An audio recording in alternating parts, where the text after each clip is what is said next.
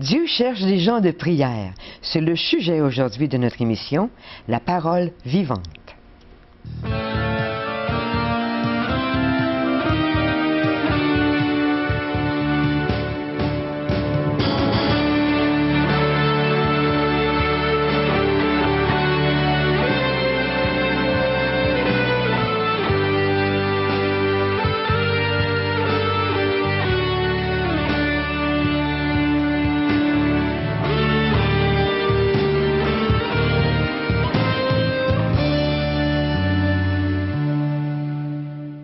Dieu cherche des gens de prière. Et le pasteur Régent va nous en parler aujourd'hui. Nous aurons aussi un témoignage de M. Lucien Bouchard. Nous aurons aussi un chant avec France André. Et si vous avez des questions, vous pouvez nous appeler à 1-877 l'Espoir, 1-877-537-7647 ou visiter notre site web espoir.ca. La prière, c'est très important. Régent, peux-tu nous parler de la prière, parce que Dieu aime la prière? Je vais te répondre par une question. Oui. Micheline, as-tu déjà pris l'avion? Oui. Tu t'es acheté le billet, et sur le billet, tout ce qu'on y retrouve, c'est l'endroit où l'on doit partir et l'endroit où l'on doit arriver. Tout à fait. La vie chrétienne, on sait d'où l'on vient, et on sait où l'on va, du moins pour les personnes qui ont placé leur foi en Jésus-Christ. Mais il faut trouver, tout comme le pilote d'avion qui va nous dire la densité du vent, l'endroit où on survole et à quelle heure qu'on va arriver. Il y a des détails que nous, on ne savait pas lorsqu'on a pris le billet pour s'envoler. Et on prend la vie chrétienne, et c'est Dieu qui va nous diriger, qui va nous guider tout au long de cette vie. Et c'est par la prière que je vais aller puiser ce qui est nécessaire pour ma vie chrétienne. Bien, merci, Régent. Tu vas nous en parler plus tard.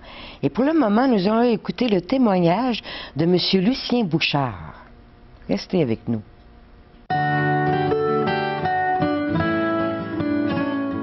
J'ai fini mes études de droit.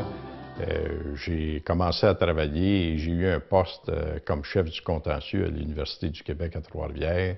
À ce moment-là, j'étais marié, on a eu 2 beaux enfants. Et moi, tout allait bien, ma vie coulait. Jusqu'à 13 ans plus tard, je me retrouve devant une séparation et un divorce. Échec majeur que je considérais le pire échec et un échec total de ma vie, même s'il y avait eu des bonnes choses, mais échec total de ma vie. Et là, j'étais en désarroi profond, souffrance, un vide intérieur, etc. Et là, je rencontre mon frère Daniel le cadet, non pas par hasard, mais parce qu'il était psychologue et j'avais besoin d'aide et j'avais confiance en lui. Et j'ai commencé à parler de ces choses-là. Finalement, quelle ne fut pas ma surprise que lui, au mois de février 1993, m'envoie une invitation à son baptême où là, lui et sa femme, Suzy, se faisaient baptiser le 21 février 1993. Ça a été une surprise pour moi parce que je savais que j'étais catholique, puis je savais qu'il avait été baptisé jeune, mais j'ai décidé d'y aller. Ou quelqu'un m'a amené à y aller, puis je pense que c'est plus ça. J'appellerais ça mon rendez-vous divin après les faits. Et j'arrive là, et comme je rentrais dans l'église baptiste évangélique de Granby, mon frère et son épouse Suzy montent sur l'estrade, et là, ils racontent ce que Dieu a fait dans leur vie. Ce que je me souviens, c'est qu'ils me parlaient de l'amour de Jésus-Christ avec un grand A. Et ça m'a touché beaucoup, tellement que les larmes me sont venues aux yeux. Et l'idée qui m'est venue à ce moment-là, c'est que j'ai vite compris que je voulais connaître ça, moi je voulais avoir ça, et c'était la solution pour moi. À la fin, le pasteur demande s'il y en a qui veulent faire le pas et connaître Jésus-Christ, et il nous mentionne un verset qui est Jean 3,16, en disant de remplacer le mot « monde » et « quiconque » dans le verset par mon prénom. Alors Dieu a tellement aimé le monde qu'il a donné son Fils, le monde, donc Lucie, qu'il a donné son Fils afin que quiconque, donc Lucie, croit en lui et ne périsse pas, mais qu'il, Lucie, ait la vie éternelle. Ça m'a touché. Et à la fin, il demande, il répète la question, est-ce qu'il y en a qui ce soir veulent accepter Jésus-Christ? Et j'avais juste le goût de lever la main. Mon cœur battait à tout rond. Mais là m'est revenue une phrase de mon papa qui m'avait dit, lorsque tu es beaucoup d'émotions, écoute, prends un temps de recul, puis là, raisonne le tout, laisse rentrer le rationnel, puis après ça, tu prendras ta décision. C'est exactement ce que j'ai fait. Mais après ce baptême-là, je suis allé rencontrer le pasteur avec Daniel et Suzy, et ils m'ont remis 2 livres, L'essentiel du christianisme et du salut par la foi. Livre que j'ai lu dans la semaine qui a suivi. Et je me souviens, jour pour jour, le dimanche suivant, à la fin du livre, il y avait une prière. Cette prière-là, je peux la résumer comme suit. Elle faisait en sorte que je me reconnaissais pécheur, ce que j'avais déjà accepté, que j'étais perdu, que je ne pouvais pas, par mes œuvres, mes bonnes actions, m'en sortir, gagner mon ciel, comme j'avais toujours entendu, mais que Christ avait tout accompli à la croix et qu'il s'agissait tout simplement que lui, qui m'offre ce cadeau-là, je l'accepte comme mon sauveur et Seigneur de ma vie. C'est exactement ce que j'ai fait. Je me suis mis à genoux et j'ai fait cette prière-là du fond du cœur. Et je me souviens, tout de suite après, là, il y a une immense joie qui m'a rempli. Et je me souviens, le vide que je ressentais, là, il était comme pas présent. Il était comme disparu. Et là, je ne pouvais pas me retenir. J'ai pris le téléphone, j'ai appelé mon frère, puis je lui ai dit, Daniel, j'ai une grande nouvelle à t'annoncer. J'ai dit, j'ai accepté le Seigneur. J'ai dit, j'ai accepté Jésus-Christ dans ma vie. Lui est resté bouche bée à l'autre bout, sidéré, comme s'il ne savait pas trop si c'était vrai ou pas vrai, mais il a vite compris que c'était vrai. Et je te dirais, depuis ce temps-là, le Seigneur a fait maintes et maintes choses. Ça fait 12 ans que je le sers, Jean-Pierre, et je viens de prendre ma retraite il y a 3 semaines. Et le but de ma retraite, c'est de le servir pour le reste de ma vie jusqu'à ce que je le rejoigne parce que j'ai l'assurance de la vie éternelle.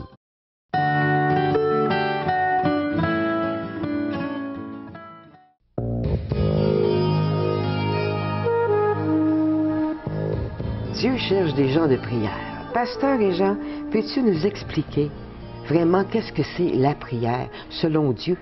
Et c'est avec l'aide de la Bible, la parole de Dieu, que nous allons répondre à ce questionnement. Dieu est à la recherche de gens de prière. Peut-être toi aussi, Micheline, tout comme moi et comme nous tous, on ne sait pas trop quoi demander à Dieu. C'est vague la prière. C'est vague, C'est un vaste champ, cela, la prière. Mais on n'est pas les seuls ni les premiers à le demander, parce que les apôtres ont demandé à Jésus, oui, c'est vrai, comment prier. Apprends-nous à prier. Parce qu'ils le voyaient s'isoler de temps à autre sur la montagne, il se retirait des foules et il parlait à son Père. Mais que pouvons-nous demander à Dieu? Il est le Tout-Puissant, il peut tout. On va se baser sur une prière seulement aujourd'hui. C'est la prière de l'apôtre Paul et il encourage les chrétiens à prier Dieu de cette façon. Épître aux Colossiens, chapitre 1, à partir du verset 9. C'est pour cela que nous aussi, depuis le jour où nous en avons été informés, de savoir qu'il y avait des chrétiens dans cette région-là du monde, dans ce coin-là, nous ne cessons de prier Dieu pour vous. Nous demandons que vous soyez remplis de la connaissance de sa volonté en toute sagesse et intelligence spirituelle pour marcher d'une manière digne du Seigneur et lui être entièrement agréable, portant des fruits en toutes sortes de bonnes œuvres et croissant par la connaissance de Dieu. Là, on vient d'énumérer plusieurs sujets pour la prière. Oui, c'est vrai. Alors, Paul dit, demandez des choses bien précises, détaillez vos prières. Souvent, on va prier largement, Seigneur, fais-nous du bien. Seigneur, fais-toi connaître à cette personne-là, que ta volonté soit faite. Mais que sommes-nous en train de demander à Dieu? Et la prière, pasteur Jean, c'est pas des prières toutes faites d'avance. Ah, j'aime ça, Micheline. Des récitations, des citations, on peut... Non, Dieu veut que ça soit notre cœur, ça soit spontané, que ça jaillit de nous. Il faut que ça vienne de notre cœur. Un besoin. Est-ce que lorsqu'on a un besoin, là, on va là, puis est-ce qu'on dit, bon, voici les choses que je m'attends à recevoir? Non, c'est spontané. C'est du cœur, des choses précises. Soyons pas trop vagues ni trop larges dans nos prières. Regardez, Ici, il y a 7 sujets dans cette prière-là. Je vais juste les énumérer, après ça, on va y revenir. Il demande à être rempli de la connaissance de la volonté de Dieu, en toute sagesse et intelligence spirituelle.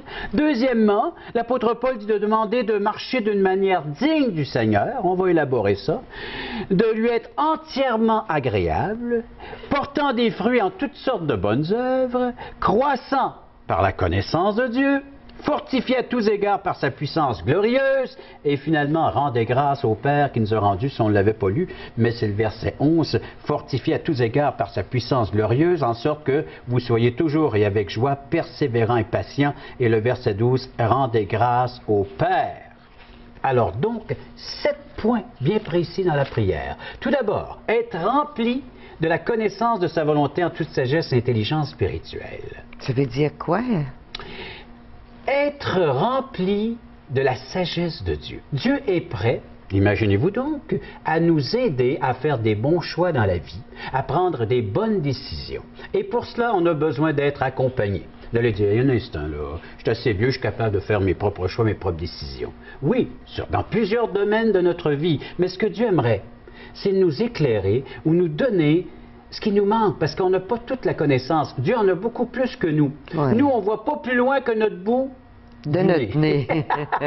Mais Dieu, lui, il voit l'avenir, puis pas à peu près. Il ne voit pas juste ce qui s'en vient demain, mais après-demain, et le surlendemain, et même jusque dans l'éternité. Voilà, j'ai besoin de cette sagesse, de savoir ce que Dieu a préparé d'avance pour moi afin que je puisse les accomplir. Comprendre Dieu, le comprendre, le voir à l'œuvre, de savoir que pourquoi est-ce qu'il m'arrive telle chose dans ma vie, des circonstances, les analyser avec la façon dont Dieu les voit.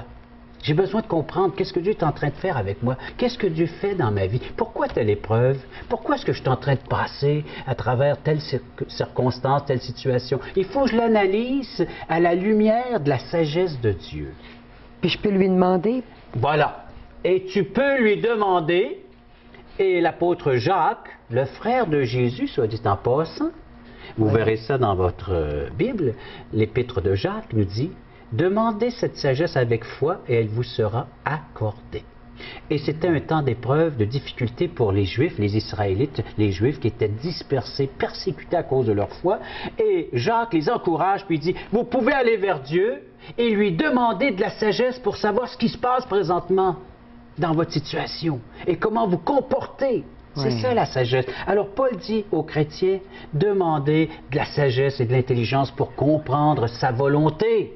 Qu'est-ce que Dieu est en train de faire? Deuxième point, marcher d'une manière digne.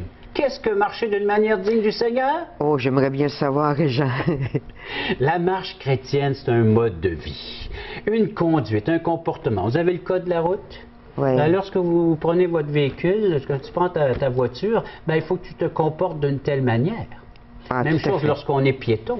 Ou peu importe, à vélo, mais dès qu'on emprunte les chemins publics, il y a une façon de se comporter sur la route. Il y a des lois. Il y a des lois qui régissent tout cela. C'est la même chose pour la vie. Il y a des lois qui régissent notre vie. Et c'est ça, marcher d'une manière digne, c'est-à-dire d'être en harmonie avec Dieu, d'avoir un comportement, une vie, donc, qui est digne du Seigneur Jésus. Mais pour cela, il faut que je la connaisse. Il faut que je connaisse sa loi. Il faut que je connaisse ses commandements, ses règlements. Alors donc, il faut que je connaisse son caractère, les sentiments du Seigneur Jésus. Il faut que je m'ajuste, en cours de route. Et comment je vais faire pour connaître tout ça? Tout cela nous est bien écrit en toutes lettres dans les Saintes Écritures, dans la Bible. Et même l'apôtre Paul rajoute, pas seulement marcher d'une manière digne, donc une marche quotidienne qui va influencer les autres, qui va démontrer que moi j'appartiens au Seigneur Jésus, je suis son enfant, mais d'une manière agréable. Oh, comment faire pour comment être agréable à Dieu? Je suis certain que tu en as une petite idée, mais on va le dire pour que les gens puissent le savoir au complet. Il y a une seule façon d'être agréable à Dieu, c'est lorsqu'il nous parle, on met à exécution ce qu'il nous dit de faire. Autrement dit, on lui obéit. L'obéissance. L'obéissance, ça c'est marcher d'une manière digne, mais en plus de lui être entièrement agréable. Je suis un enfant de Dieu, Dieu est mon Père céleste, et il me dicte des choses, et je lui réponds par l'obéissance. même si ça ne me convient pas, mais je dois le faire dans une bonne attitude, avec enthousiasme, sans murmure ni critique, en toutes circonstances, et puis sans attendre l'approbation des gens, peut-être, et ni même leur applaudissement. Ouais. Pas là en spectacle, je suis là pour plaire à Dieu, c'est à Dieu premièrement. Je suis son enfant, puis je veux lui être agréable. Alors, ce que Dieu désire, je le recherche dans la prière et je l'accomplis. Alors donc, portant du fruit en toutes sortes de bonnes œuvres. Ça, c'est le prochain point, 4e point. Autrement dit, nous sommes maintenant des servantes, des serviteurs du Seigneur Jésus. Et qu'est-ce que fait une bonne servante, un bon serviteur? Il regarde le maître. Et il attend ce que le maître lui indique, un projet futur à réaliser, une œuvre à accomplir. Et c'est ça portant des fruits, c'est ça le fruit. Un service, une implication, une activité, un don de soi, soit peut-être pour porter le fardeau d'un autre, aider un autre à porter son fardeau, l'accompagner dans les douleurs, dans la souffrance, servir le Seigneur dans son Église. Il y a tellement de services, de possibilités. Enseigner aux autres, prendre soin des enfants, garder les enfants. Hein? Alors, si je comprends bien, ça peut être dans les petites choses. Dans les petites choses. Un simple verre d'eau donné à un de ses petits aura sa récompense. Et c'est ça, porter du fruit. Amen. Au lieu de porter la charge de l'autre. L'autre est écrasé sous le poids de son fardeau, de ses responsabilités. Ben, je vais aller l'aider. Hein? Il y a des gens blessés peut-être dans notre entourage. Leur apporter les soins. Quand je parle de blessures, je parle des blessures de l'âme. Ouais. Le médecin est là pour s'occuper des autres blessures. Mais l'âme aussi a besoin d'être guérie. Ah oui. Puis il y en a tellement qui souffrent, peut-être aux prises avec l'alcool, avec les drogues, toutes sortes de dépendances affectives. Allez les aider, les accompagner dans leur cheminement spirituel. C'est ça, porter du fruit en toutes sortes, des bonnes œuvres. Oui. Ça, c'est la vie, hein? C'est la vie. Hey, c'est court, une vie, hein? 50, 60, 70, 80 ans, puis après ça, bye-bye. On est des Elle est vapeurs. partie, elle est partie. Oui. Oui, la Bible nous dit qu'on est comme une vapeur. Une vapeur. Ça se voit de moins souvent, la vapeur. Mais avant, on mettait la bouilloire sur le poêle et puis c'était pas long que ça s'échappait, la vapeur. Essayez pas d'attraper ça une vapeur, le temps de le dire est parti. Mais la Bible compare notre vie à une vapeur. Alors donc, pendant que nous avons la vie, passons à accomplir des œuvres dignes, agréables à Dieu. Oui. Croissant dans la connaissance de Dieu. On a un grand Dieu qui, imaginez-vous donc, veut se faire connaître à l'humanité. Mais ce grand Dieu-là, je ne peux pas le mettre ici, moi. Je ne peux pas l'entrer d'un cadre et dire, ah, voilà ce que Dieu, voilà de la façon qu'il pense. Alors, j'ai toujours besoin de la nouvelle révélation ou d'être illuminé au niveau de mon cœur par le Saint-Esprit, parce que c'est lui qui vient éclairer mon cœur sur de nouvelles connaissances, de nouvelles vérités. Parce que, vous savez, même si ça fait plus de 30 ans que je lis la Bible puis je la mets en pratique, j'ai encore des choses à apprendre de mon Dieu. Oui. Comme le Saint-Esprit a un grand rôle. Il a un grand rôle parce qu'il est notre enseignant, il est notre professeur. Alors, je vais à l'école la journée, à l'école quotidienne, pour apprendre ce que c'est que la vie chrétienne et la vie de tous les jours. Oui. Croître dans la connaissance, de savoir qui il est, hein, de savoir comment il œuvre, comment est-ce qu'il est en train de travailler. Je devrais discerner qu'est-ce qu'il est en train de faire dans ta vie, si on se côtoie régulièrement, ou dans la vie de ceux qui m'entourent, dans ma famille. Je dois être au courant dans la vie d'Église. Qu'est-ce que Dieu est en train de faire pour l'accompagner dans cette direction-là? Vous savez que je ne suis pas en train de frapper l'air puis de battre un peu partout, là. Dieu m'envoie dans une direction bien précise, alors je dois discerner. Pour ça, j'ai besoin de la connaissance de ce grand Dieu. Oui. J'ai besoin de lumière des Écritures. Fortifié à tous égards par sa puissance glorieuse, parce que sans sa puissance, je ne pourrais rien accomplir. L'origine du mot fortifié ici, dans le contexte de cette prière de l'apôtre Paul, ça vient du mot dynamis. Dynamis, comme la dynamique. Oui, la dynamite. Vous savez que le cœur de l'être humain est comparé à un roc. Oui, souvent.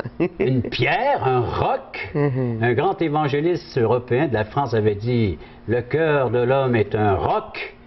Mais la parole de Dieu est de la dynamite. Et j'ai besoin de la dynamite aussi bien pour mon propre cœur que pour ceux qui vont entendre et recevoir l'enseignement. Ça a besoin de dynamiter, ça a besoin de déplacer des choses.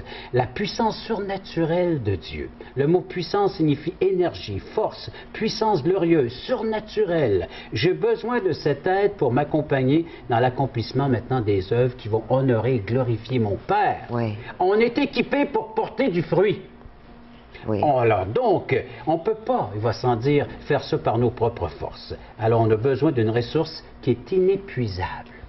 La Des fois, les puissance gens de disent, Dieu. hey, tu fais toutes ces choses-là, puis il me semble que tu n'es pas fatigué. Pourquoi? Parce que le Seigneur dit qu'il renouvelle nos forces quotidiennement. Comme un bon sommeil. Hein? Ça fait-tu du bien? Ouais. À un moment donné, après avoir fait tout notre ouvrage de la journée, puis on va se reposer. Mais celui qui se confie en l'Éternel renouvelle ses forces. Le Seigneur l'équipe. On lui fait confiance. Allons refaire le plein. Et rendez grâce. Ça, c'est un signe. C'est le dernier, ici, dans la prière. Le thème qui est abordé, c'est le rendez grâce au Père qui vous a rendu capable d'avoir part à l'héritage des saints dans la lumière. Est-ce qu'on doit rendre grâce pour toutes choses? Ça, c'est un signe de maturité, Micheline. De Et c'est bon faire. que tu précises en toutes choses. En toutes choses. Nous, on dirait, ben, il me semble qu'il y a des choses qui sont moins bonnes, qui Ouais, sont moins appréciées. comme les épreuves. Oui, mais le Seigneur, si on discerne, si on prie de la sorte, puis on commence à discerner ce que Dieu est en train de faire, on va le remercier. Parce qu'il y a des textes de la parole qui nous dit que toute chose concourt au bien de ceux qui aiment Dieu. Et le but de Dieu, c'est de nous rendre à l'image de son Fils. Est-ce Oui. que cette œuvre est commencée dans votre vie, chers amis? Est-ce que c'est un désir pour vous de prier de la sorte et de faire ce genre de requête? Dieu a une oreille attentive. Il cherche des gens qui prient de cette façon-là parce que il est prêt à les exaucer. Il est prêt à répondre. Alors donc, c'est le résultat. Que voulez-vous devenir? Semblable à son Fils? Demandez au Père qu'il accomplisse. Demandez à Dieu, le Tout-Puissant, qu'il accomplisse parfaitement son œuvre en vous. Il va le faire. Bien, merci, Régent, c'est très intéressant. On en connaît plus sur la prière. Puis là, nous allons avoir un beau chant avec France André.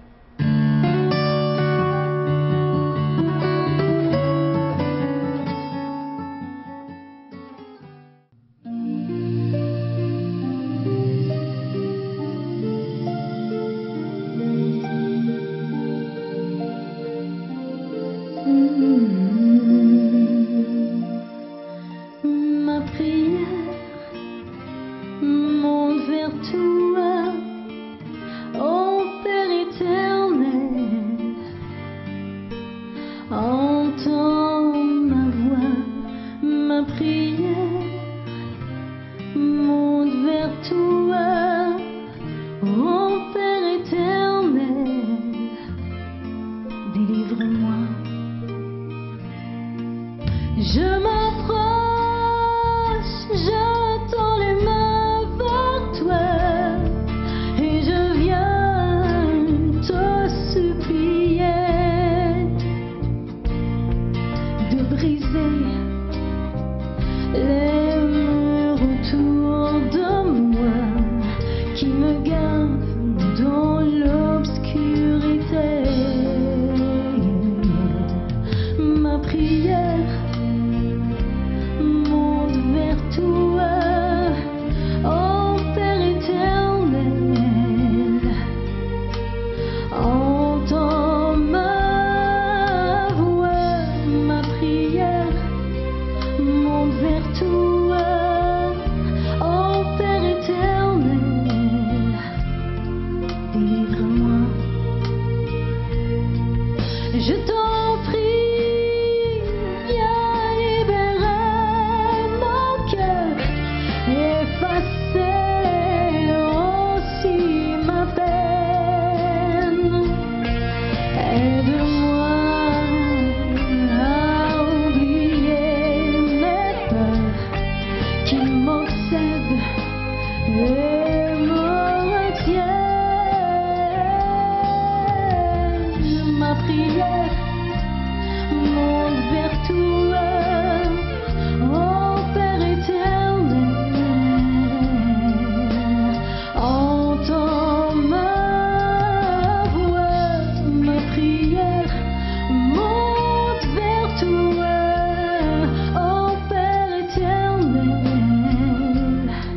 délivre-moi. Ma prière,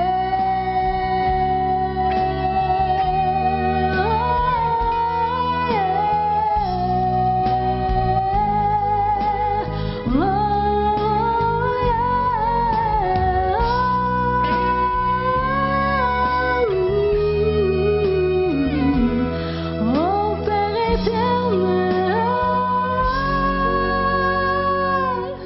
délivre-moi.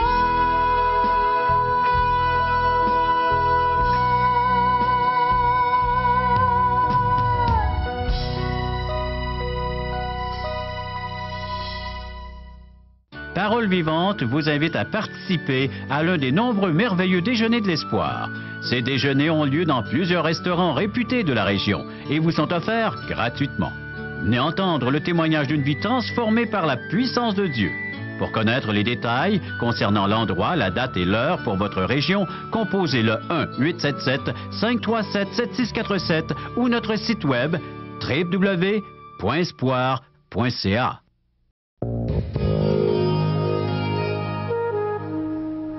Mes amis, je vous encourage à aller dans un déjeuner de l'espoir. C'est gratuit, vous entendez des beaux chants et vous entendrez aussi un témoignage d'une personne qui a connu Jésus. Régent, c'était beau la prière, qu'est-ce que tu nous as expliqué. Puis as-tu d'autres choses à nous dire ou à nous montrer? Mais on a vu qu'on peut prier pour de multiples sujets. Oui. On peut bien garnir, bien remplir notre temps de prière. Et peut-être que les gens qui vont se rendre au déjeuner feront leur première prière en répondant à l'invitation de Jésus de l'accueillir dans leur cœur comme Sauveur et Seigneur. Et pour vous aider à combler ces temps de prière, voici de la littérature, de la lecture à faire. Aujourd'hui, l'espoir, c'est Jésus seul. On vous l'offre gratuitement. Un évangile selon Jean. Vous savez ce que j'aime, moi? Si je lis la parole de Dieu, Dieu me parle, puis je lui réponds par la prière. On communique ensemble. C'est un dialogue. La relation avec Dieu. En contact, à chaque jour, les Écritures, une pensée de Dieu. Et là aussi, on part dans la journée avec quelque chose qui nous alimente pour bien agrémenter notre journée. Et les questions fondamentales, tout ça, c'est gratuit. Si vous voulez en recevoir davantage, si vous voulez que des études bibliques ou des commentaires, on écrit où? On peut écrire sur notre site web à espoir.ca. On peut nous appeler aussi à 1-877-l'Espoir. 1-877-537-7647. On vous remercie d'avoir écouté notre émission et à la prochaine.